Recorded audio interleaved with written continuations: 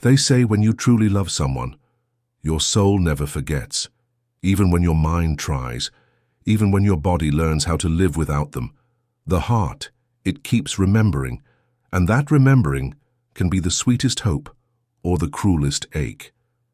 This is the story of Amara and how love betrayed her, only to find her again, when she least expected it. Amara's world was full of color, not just the kind that hung on walls, but the kind that danced behind her eyes when she smiled. She curated beauty for a living, an art curator in one of Houston's most prestigious galleries. But what made her different was that she didn't just see art. She felt it, like it lived in her blood. Every painting spoke to her. Every sculpture held a story. Every color carried emotion, just like Julian, the man who made her believe that love could be as intricate and as eternal as the masterpieces she displayed. They met at a gallery opening. He wasn't supposed to be there. He came late, spilled wine on a collector's catalogue, and laughed like it was no big deal. Amara didn't laugh. She stared, because something in him, something in his smile, felt like a memory she hadn't lived yet. Julian was an architect, a dreamer with rough hands and soft eyes, and with him the world felt still. He spoke less, but when he did, he spoke like a man who understood structure, silence, and shadows. In Julian's arms, Amara felt safe, seen, understood. And for 5 years she built a world with him, a world painted in laughter, late-night kisses, unfinished breakfasts, and whispered dreams, until it all came crashing down. She was just trying to print a flight ticket, but the email was open on his laptop. She didn't mean to read it, but sometimes fate doesn't wait for permission. I still think about that night, wish we'd had more time. Amara didn't breathe, not for several seconds. Not even when Julian walked into the room, smiling like nothing had changed, because for him, maybe nothing had, but for her, everything had. She asked him, quietly, painfully, eyes full of disbelief. And he didn't lie. No denial, no excuses, just truth. It was one night, Amara, years ago. I was scared we were moving too fast. It didn't mean anything. But what he didn't understand was that it had meant everything. To her, to the trust, to the future they were building. So she walked away, not with rage, not with screaming, but with silence. A silence that screamed louder than any goodbye ever could. She left the city, left the apartment they painted together, the couch they made love on, the kitchen where he made pancakes at 2 a.m. She left it all, because staying would have killed what little of her was left. 2 years passed. Amara found herself in a quiet coastal town, far from the chaos, far from Julian.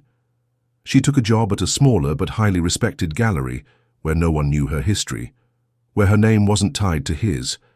There, she rediscovered herself, not the Amara who laughed for someone else, but the one who danced alone in her apartment with wine in hand, the one who cried over paintings because they felt like her, the one who didn't need love to feel whole. But even healing has its ghosts. That's when she met Kai, a photographer, soft-spoken, gentle, attentive in ways that didn't shout, but whispered. Kai didn't want to fix her. He just wanted to know her, and for the first time in a long time, she let someone look at her without fear of being seen. They weren't lovers, not yet, maybe never, but there was something between them that felt warm, uncomplicated, peaceful. Then came the call. A gallery revival, major funding, national press, and they wanted her to lead it, as creative director. But there was one condition. She'd be working in collaboration with one of the city's top architecture firms.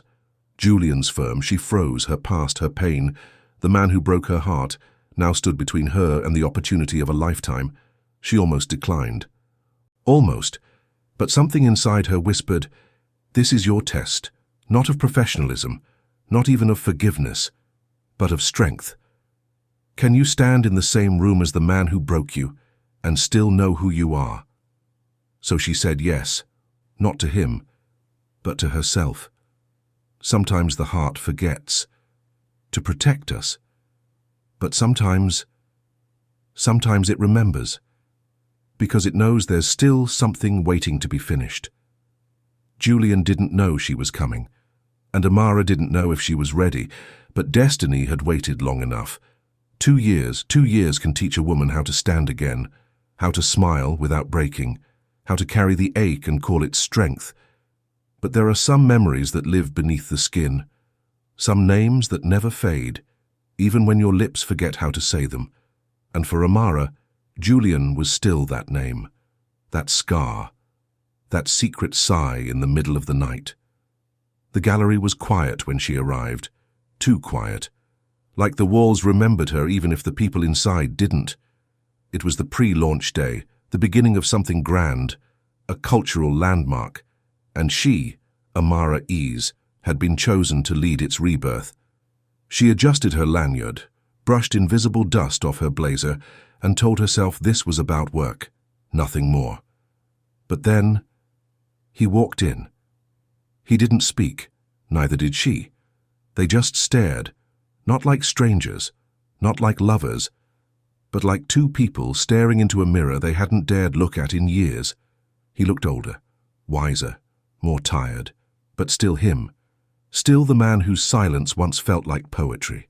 Still the man whose mistake had rewritten her future. "Hello, Amara," he said. Her name in his voice felt like a door creaking open. "Julian." Just one word. But her throat tightened around it like it was fire. The room around them buzzed with assistants, designers, and curators. But in that moment, it was just them, two timelines colliding, two hearts remembering. Their meetings were professional, formal, curt. Amara kept her distance. She made no room for nostalgia, no cracks for memory to slip through. But Julian, he watched her, not in a way that begged, not even in a way that hoped, but in a way that mourned, like someone standing in front of a masterpiece, knowing they once ruined it, and now only allowed to admire it from afar. On the third day, they walked the garden courtyard alone. The sun was setting. Golden light washed over the art installations. And for once, Amara let the silence speak. "I thought I'd forgotten how you looked at me," she said. Julian turned slowly. "You haven't." She shook her head, almost laughing. "I haven't forgotten anything." He stepped closer, but not too close. Respectful, careful. "I think about you every day, Amara. Not to win you back, not to erase what I did, but to remember the man I lost when I lost you." She didn't reply. "What do you say to the person who shattered your soul, but also once made it fly?" He continued. "That night, it was a moment of fear. I sabotaged something good because I didn't believe I deserved it. I wanted to tell you so many times, but then we were happy again. And I was selfish." Amara's eyes filled, not from love, but from grief, for the version of her who never saw it coming, for the trust she once gave so easily. "You don't have to forgive me," Julian whispered. "I don't expect it. But I needed you to know. I carry you. Still. Everywhere." Amara didn't respond. She couldn't. Instead, she walked away, not with anger, but with the unbearable weight of being remembered, when she'd worked so hard to forget. Kai noticed the shift in her, the way she stared longer at the sea, the way her voice softened when speaking about the project. "You saw him," Kai said one night. Amara didn't deny it, she nodded. "I see him every day." Kai didn't flinch, didn't plead, just looked at her with that same gentle clarity. "You're allowed to still love someone who hurt you," he said. "You're allowed to miss what you had. But the question is, do you still want what broke you?" Amara blinked. That question stayed in her like a heartbeat. The project moved forward, and so did their interactions. Work made it necessary, but something else made it bearable.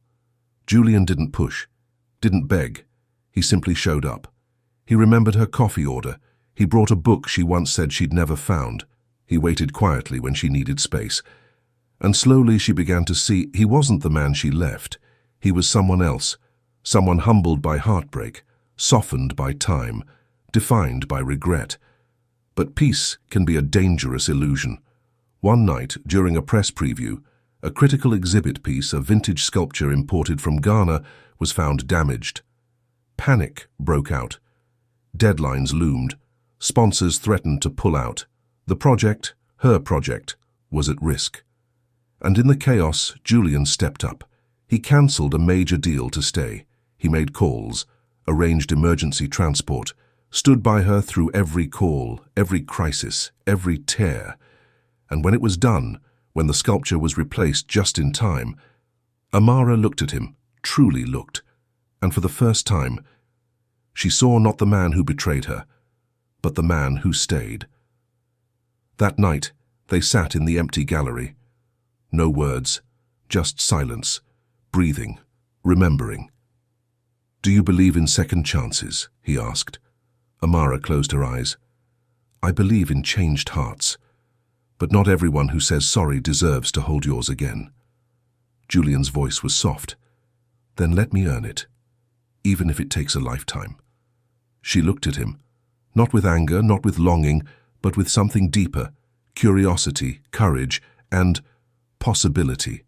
Some wounds don't heal with time, but with truth, with effort, with the quiet bravery of saying, "I still care, but differently now." Amara wasn't in love again, not yet. But the door wasn't locked anymore, and sometimes that's where healing begins. Sometimes it's not the grand apologies, not the long letters, the dramatic gestures, or the tear-filled confessions. Sometimes it's the stillness, the quiet ways someone chooses to stay, to show up, to change, not for love's reward, but because they finally understood the cost of losing it. And for Amara, that stillness had begun to speak louder than all the pain. The exhibit launched with breathless praise. Critics called it bold, timeless, a resurrection of beauty and memory. And in the center of it all, Amara stood, radiant in her grace. But as the lights flickered and the flashbulbs exploded, her eyes kept searching, not for approval, not for attention, but for something more delicate, more dangerous. She was looking for him. The door opened slowly. Quiet footsteps entered. Julian stood in the far corner. He didn't crowd her. He didn't beg for a moment. He simply waited. Like a man who knew some things cannot be asked for. They must be offered. Later that night, she found him on the rooftop, away from the celebration, leaning against the ledge, looking up at a sky that didn't answer questions anymore. She joined him, not saying a word, and for a long moment they just stood there, two souls tired of pretending, tired of hiding, breathing the same night air, feeling the same ache. He spoke first. "You did it, Amara. You brought something back to life." She turned to him quietly. "So did you." He looked at her, not like a man hoping for love, but like a man who finally respected its weight. "I'm not asking you to come back," Julian said. "I just want to know you again, as you are now, stronger, sharper, even more beautiful if that's even possible." She smiled, not because it was romantic, but because it was honest. "I don't know if I can love you the way I did," she whispered. "That love was innocent. It didn't know pain. This one would have to be different." Julian's voice broke slightly. "Then let it be. Let it be a new one that knows what it's risking, one that remembers everything and chooses you anyway." That night, Amara didn't make promises. She didn't say yes, she didn't say no, she just leaned into him, gently, carefully, and rested her head against his chest. Because sometimes that's all the heart can give, a single moment of peace where once there was war. The next morning, Amara walked barefoot across her living room, coffee in hand, mind tangled in questions she no longer feared. Love had returned to her, not in the same clothes, not through grand speeches, but in stillness, in growth, in the quiet presence of a man who had finally learned how to hold her, not with arms, but with care. She stared at the message, and this time she didn't hesitate. Yes, because healing doesn't always mean forgetting. Sometimes it means choosing to move forward, with eyes open and heart willing. They sat in silence, watching the tide come in. No touching, no lingering stares, just words, honest ones, soft ones, scared ones. He asked her what she feared most.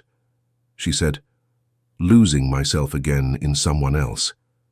He nodded and whispered, "Then let me learn to love you in a way that never asks you to leave yourself behind." Days became weeks, and slowly the old ache gave way to something gentler. Trust, cautiously unfolding again, not because everything was perfect, but because it was real. Kai visited one last time. They sat over coffee, soft jazz playing between them. He looked at her with knowing eyes. "You're choosing him," he said. She didn't respond. She didn't need to. Kai smiled. "I just wanted to say thank you for being honest, with me and with yourself." And then he left. No bitterness, no regret, only peace. Because sometimes love shows up just to guide you home. Amara and Julian didn't rush. They didn't fall back into old rhythms. They built new ones. Coffee on the terrace, late-night walks without words, painting Sundays, silent books read in shared rooms. Love wasn't loud now. It didn't beg to be noticed. It simply stayed. One afternoon, as they strolled along the old harbour, Julian stopped. He turned to her, eyes searching hers, not for permission but for truth. "I don't want to ask for forever, Amara. Just today. And then tomorrow, if you'll let me. One day at a time." She smiled. That full smile. The one time never took from her. And she said the words he never thought he'd hear again. Let's begin. This has been Vintage Mike Tales, a story written from the heart for the heart. If When the Heart Remembers moved you, subscribe, share, and leave your thoughts in the comments. New stories drop soon, so stay close and stay feeling.